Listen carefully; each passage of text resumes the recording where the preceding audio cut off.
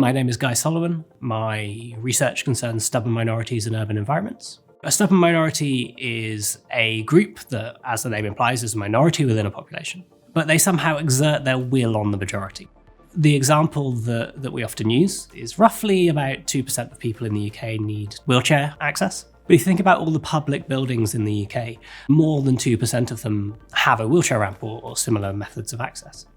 One of the potential reasons for that is that people who need a wheelchair ramp really need a wheelchair ramp. It's important for them to be able to access that building. And people who don't need a wheelchair ramp actually are indifferent. They don't mind. So a stubborn minority is a group that dictates to the majority in some way. My particular interest is accessible transport systems.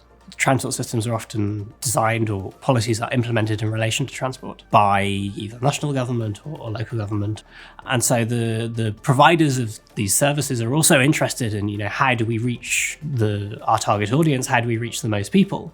And sometimes that might be motivated by the same way that a minority group influences that system.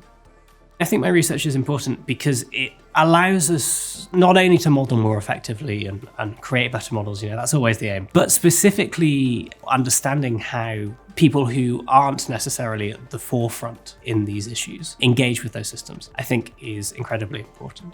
Well, certainly, I think there is an element where people say, well, why are you focusing on the minority? And people have different motivations for doing that. I think my research, in a way, is a great answer to that question, because it very directly demonstrates why focusing on the minority also influences the majority.